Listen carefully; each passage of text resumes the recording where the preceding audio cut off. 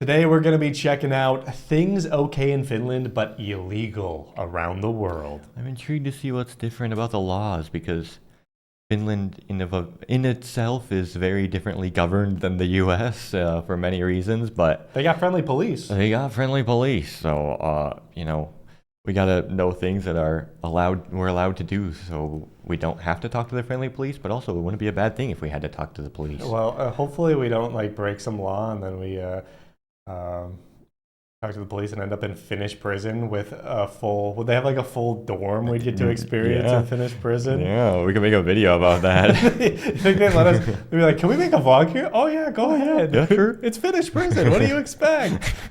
All right, let's do it. Here we go. Do you want to hear something insane? Some things could land you in jail elsewhere, but in Finland, Oh, this they're guy's like just nailing the attention-grabbing intros. This is like a YouTube short right here. Dang. everyday life. After helping hundreds of people relocate to Finland, I've seen how shocked newcomers are by what's perfectly legal in Finland. And trust me, not knowing these differences can lead to awkward moments, a lot of frustration, and even trouble with the police. No kidding. Uh-oh. So today I'll show you 7 surprising things that are okay in Finland but illegal in many other countries, and how to avoid and navigate these to stay clear. So let's start with the most insane thing.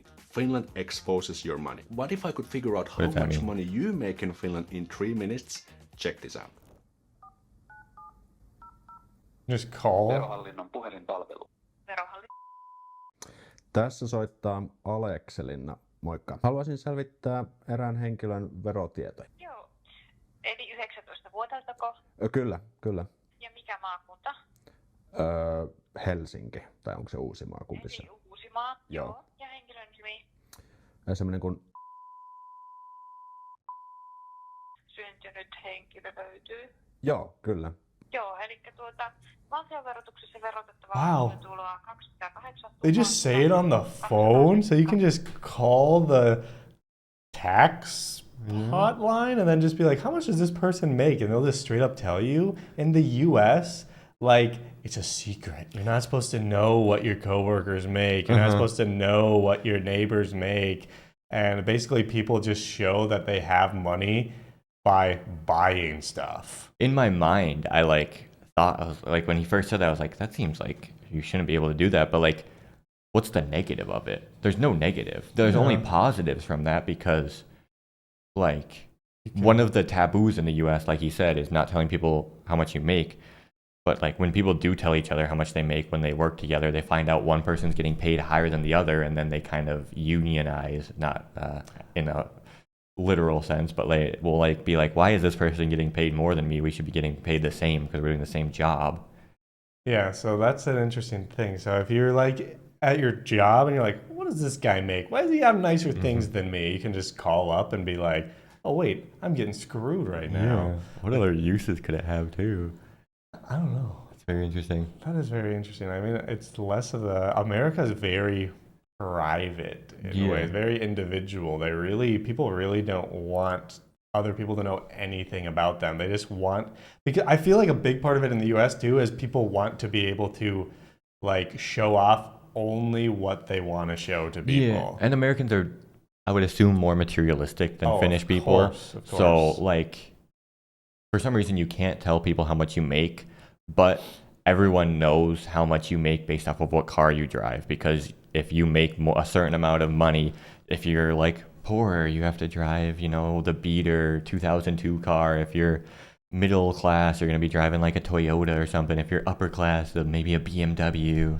Sometimes people do spend money they don't have to buy nice things so they can appear like they make more money. That's such a big thing in the US that I feel like it does not exist in Finland, at least that often. 8 euroa ja 51 senttiä. Okei, hyvä. Hei, kiitos paljon sulle näistä tiedosta ja hyvää viikonloppua. How is this possible? Well, in Finland, earnings information is public by law. That means anyone can check anyone's earnings and tax information within minutes. And even GDPR doesn't apply to this. So there's two things to know. The numbers you receive are not the total gross earnings, as some deductions have been applied. So we can say that around 10% has been deducted. It doesn't tell the income sources. For example, someone can have a salary plus side income from a business. But how can you use this information? Call or visit the tax office. You can call like I did, or you can visit them and use this terminal to acquire the numbers. Ask the numbers. So you can ask about the earned income like salary and capital income like stock market earnings and etc. Oh, that's Make a interesting. comparison. For example, Stock if you're working, earning, you can look see up that. your peers at work to see how much they're earning compared to you. You won't get notified. The people you look up or people who look up you don't get any notifications. So this remains completely under the radar. And I've heard some people do this even before the first date with someone, but that's kind of weird to be honest. And well, we Finns are kind of That's a bit weird, weird. so makes sense. By the way, if you're relocating to Finland and want to do it stress-free, click the link in the description. And speaking of weird, this next thing is actually illegal in Finland, but everyone does it, and even the police don't care. So imagine this, you're going to your first public picnic in Finland. You have nice weather, nice food, nice drinks, and friendly people. Someone brings some sparkling wine and beers, because we're in Finland. You start to think, hey, isn't drinking in public illegal in Finland? So your friends say yes, but no one cares. So the lesson is drinking in public is actually illegal, but no one cares, even the police. But why? So the law actually says that drinking in public is illegal, but when the police gets interviewed from this by the time, they keep telling the same thing. So as long as you do it in parks or similar places, won't get excessively drunk, and won't cause a disturbance, you'll be fine. So make sure to behave, because I don't want to get you behind bars during your first weeks in Finland. Even what we've seen of Finnish police dealing with an overly drunk person in public, they still found a way to help him out and try and get him home. And this next part helps you avoid awkward moments with Finns who have kids, or if you plan to have kids of your own in Finland. So here's a funny thing that happened to me. When I had my first son, I was walking in the street one day with my kid and randomly ran into a follower of mine. He came to chat, told me he had watched my videos and thanked about them to the school, and we just had a small talk. Can you believe it? Small talk in Finland. So when I told about my son, he asked for his name, like what was the name of the son? And I told he has no name. And the guy went like, huh? What's going on? In some countries you are required to name the child upon leaving the hospital, but this is not the case in Finland. Here's how naming a baby works in Finland. Step 1. Receive the official form from DVV. So after your baby is born, the Digital and Population Data Services Agency, DVV in short, will send you a form where you register your child's name and personal details. You're not going to be pressured to pick something that like 2 weeks later you're going to be like, nuts, I should have named him something else. I mean, that takes off so much pressure. I don't know if it's just an American thing, but I know that's like a thing where there's so much going on in those like days of like the childbirth where you have to deal with all this stuff. So I mean, even though you had 9 months to kind of figure it out, so the name probably is something you already had, but it does take a little pressure off. Choose your naming style. So in Finland you have two main options to celebrate your child's naming. Number 1, religious ceremony, ristiäiset or christening. So if you have a christening, the priest will collect the name information and submit it to DVV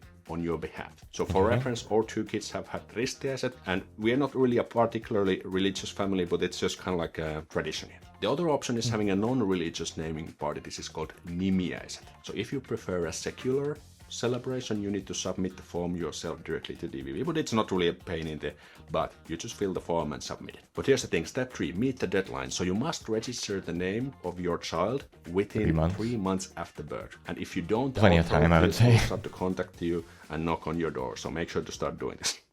Step 4, follow the naming rules. So you cannot choose any arbitrary name, and actually all names are reviewed by an official naming committee, which ensures that the name is suitable and conforms to Finnish naming conventions. And they have actually a power to accept or reject your choice. And every year there is a funny article about weird and unusual Notable names that are Velociraptor. accepted or rejected by the Uncle committee. For example, in this Entropy and article Nina. it mentions that someone tried to give Velociraptor and Boot Hill as names for the kids, but these were rejected.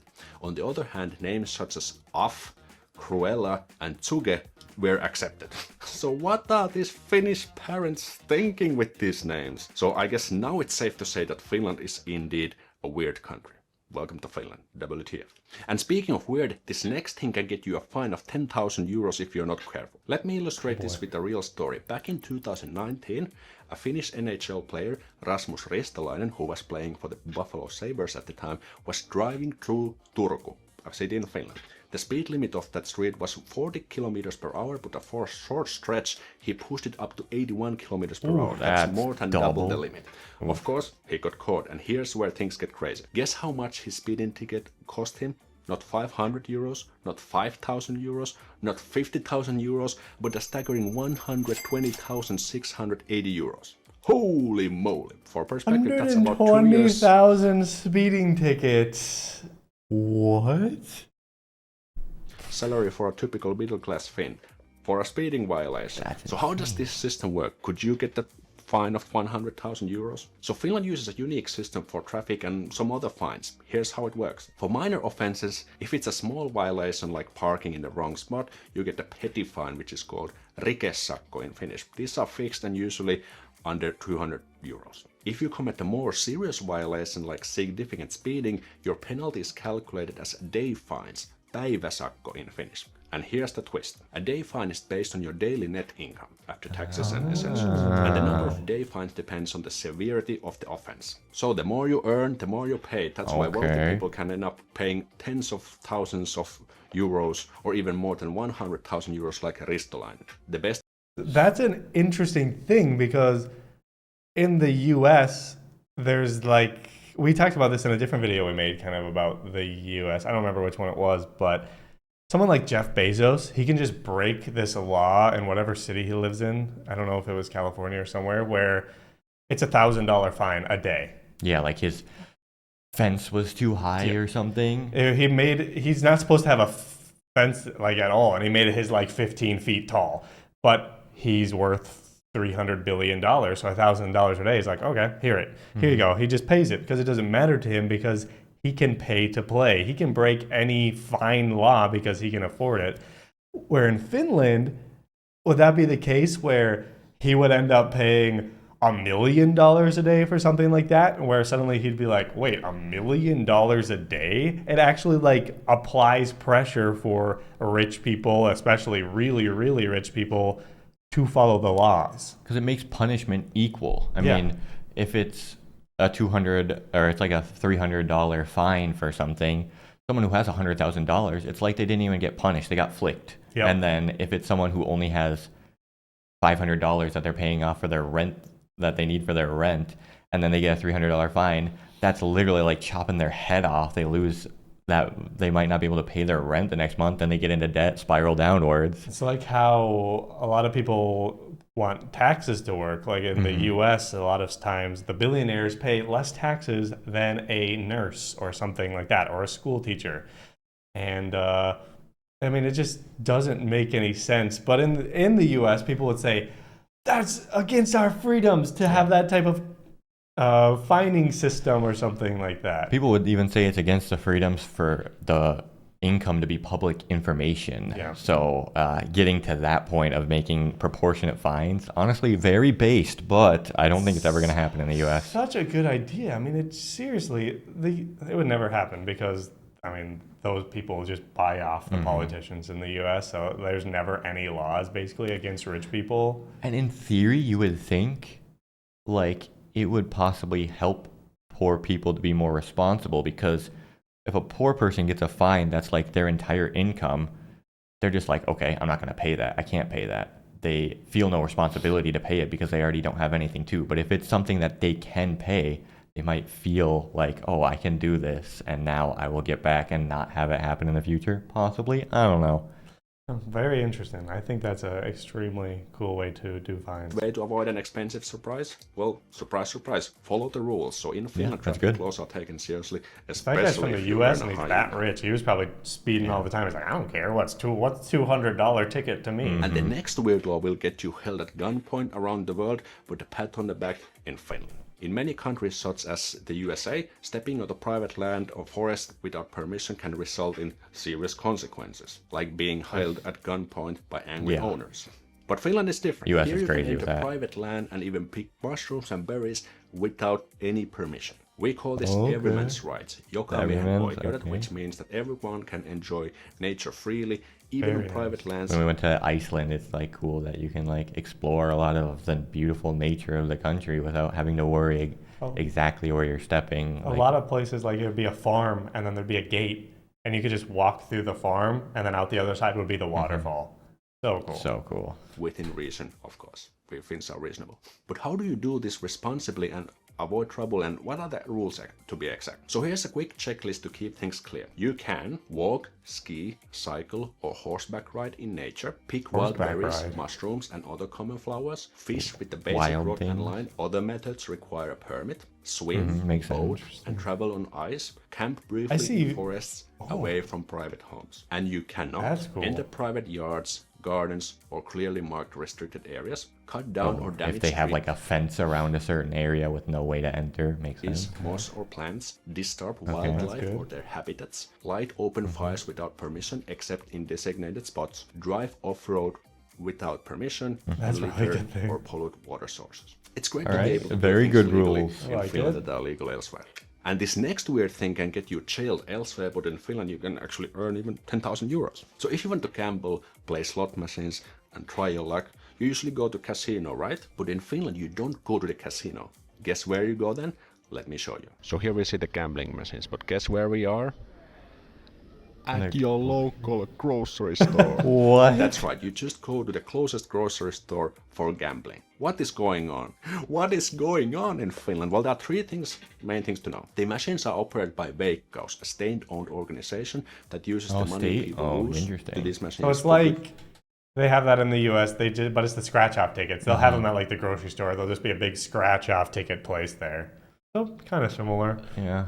I wonder how their ID system works. Like culture, science, sports, and other non-profit activities. Sounds good, right? Well, the problem is that most of this money comes from gambling addicts, people who are already struggling financially. And that's why some call it the reverse Robin Hood, from taking from the poor and put it to the middle class people. And also the games are highly regulated, so if you just come here as a tourist, you can't actually play this because you need to be verified, authenticated, have at least 18 years old, and you also need to be a resident. I remember when I was a teenager, why don't they want the free tax money from tourists? It's not coming from poor people in their country, then it's coming from poor people that somehow traveled to Finland. Yeah, that's better. Restrictions whatsoever. Anyone could just put money in. I guess they don't want to give a bunch of the tax money to a foreigner. If a foreigner wins a jackpot, that's probably not the best look. Machines and start playing, and that causes problems back then. So what do you need to know? So, well, expect to see these machines everywhere. Shopping malls, grocery stores, bars, gas stations, and so on.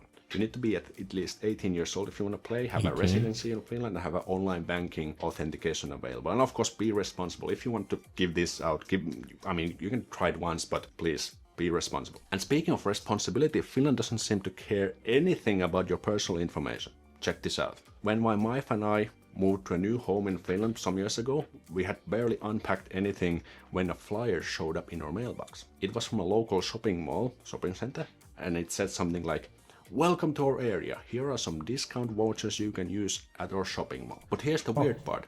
How did they know we had just moved? Was our information leaked somewhere? But there was actually a small print on the voucher that said something like, "Address information has not been given to the advertiser." But what does that mean? Well, in Finland there is something called osoitteeton on the unaddressed direct marketing. And here's how it works. Advertisers can send flyers to household in a specific neighborhood or by zip code. So they don't need your name, your address, or any personal data. And delivery companies like Posti will just drop them off to every mailbox in the area. And the advertisers do not actually know who receives the ads. And I guess this would be illegal in many countries due to privacy laws, but in Finland that's totally normal. Privacy laws, that's like a porno genre here. So what should you know about these things? So if you don't want to receive this type of advertising, you can simply place this A-mainoksia label on your mailbox, and then these advertisers don't actually put any stuff here. And when you relocate to Finland, there are big mistakes that cause embarrassing moments for newcomers. Click this video to be more Interesting prepared. with that last one, I guess the advertisers pay for it, and then if you don't want to receive it, just put that there, and then the advertisers don't have to pay to advertise to you, and then they can advertise to people that kind of want to receive it actually. So at least it's vouchers. Yeah. That's nice. Doesn't seem like it's a crazy bad thing. Yeah. Not like the crazy stuff at home for us. It's like you say something in your car, like you're just having a conversation with somebody, you're like, dang, I really wish I had this, and then suddenly your Spotify plays an ad and then it says exactly what you just said. Yeah. And then those huge companies like Google, Facebook, they always have like huge class action lawsuits of like leaking data. They probably made so much money off of leaking data, but then they have to go to court for it, and then they pay out like $80 million back to the people, and then you get $10 out of it if you filled it out or something, and they just leaked your information and sold it. And then they just go right back to it. I mean, there's no way when you search something on Google that you should be seeing ads for it literally every single place. I mean, even YouTube, like you start watching a show on a Netflix or something, suddenly you're getting YouTube videos about that show popping up. Yeah, so I mean, I would prefer to like let them know if I want to be advertised to or not. And they don't even know your name. Yeah, so it's they just don't like know. Someone bought a home here. Oh, okay, I'll send them some stuff. Interesting, but very interesting video. Kind of learned some of the unique laws of Finland, and hopefully you guys enjoyed. Let us know what to check out next, and we'll see you in the next one. Goodbye.